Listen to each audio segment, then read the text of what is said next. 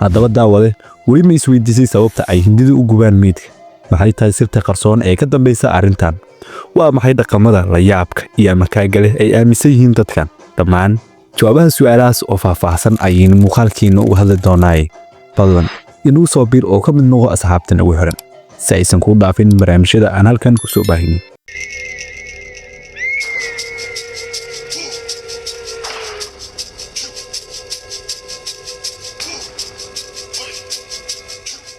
asalka dhaqankan waxa uu ka soo bilaabanayaa qomiyadda aguri waa koox hindu ah oo ku xiran dhaqanka shifaasimiya taas oo ah qayb ka mid ah diinta hinduuga oo diiradda saarta ilaaha shifa waa sida iyagu u yaqaanaan dhaqankoodu waxa uu ka kooban yahay dhaqan ruuxi ah oo aad u mugdi badan oo uu ka mid yahay gubidda jirka bini'aadamka qomiyadaan waxay aaminsan yihiin in geeridu aysan ahayn dhammaan balse ay tahay tallaabo ka mid ah wareegga nololeedka ruuxiga ah yacni in aysan qofku marka uu dhimato aysan ahayn in qofku markaas ugu dambaysa laakiin ruuxdu ay wareegayso sidoo kale waxaa jira xiriir ka dhaxeeya gubidda jirka bini'aadamka iyo webiga loo yaqaano jingiis waxaa hinduuga looga arkaa webigan mid quduus ah oo nadiifin kara dambiyada dadka meydka waxaa lagu gubaa ama lagu daadiyaa agagaarka webiga sababaha ay u sameeyaan waxaa ka mid ah nadiifinta ruuxa ka saarista dambiyada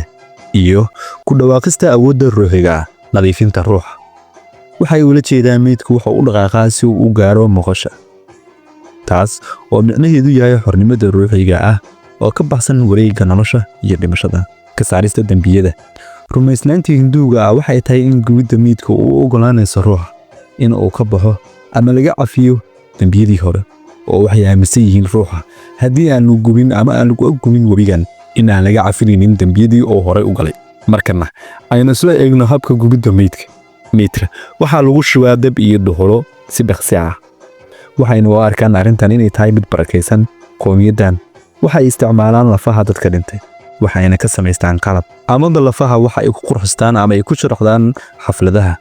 iyo dhaqamada macalliyada isku imaadkooda inta aan la gubin meydka ka hor waxaa lagu subkaa dambas taas oo aaminsan yihiin inuu ka ilaalinayo ruuxa inuu dib ugu soo noqdo dunida qomiyadaan waxay isticmaashaa lafaha iyo dambaska meydka si ay u sameeyaan calaamado ruuxi ah kuwaas oo dadka aan aqoon dhaqankooda ka dhigaya kuwa argagaxay oo la yaaban arrimahan aragtida dadkan ay ka qaban gubista oo kooban muddo ugu horeysa oo ah inay ka saarayaan dhibaatada ruuxiga ah meydka dhintay ka caawinayaan ruuxa inuu si dhaqso ah uga gudbo wareegga nolosha xiga yacni waxayba aaminsan yihiin qofku haddii uu dhinto ay soo wareegsanayso oo aysan ahayn qofkaas markiisa ugu dambeysay ay nafta dib u soo gelayso ama ay ku soo laabanayso qof kale ilaalinayaana awoodda ruuxiga ah iyo qarsoodida dhaqankooda haddaba daawadayaal muuqaalkiina maanta halkaas ayaynu ku samaynaa fadlan haddii aad nala soo gaartay ilaa dhamaadka inagu soo biir oo ka mid noqo asxaabtan ugu haan السلام عليكم ورحمة الله.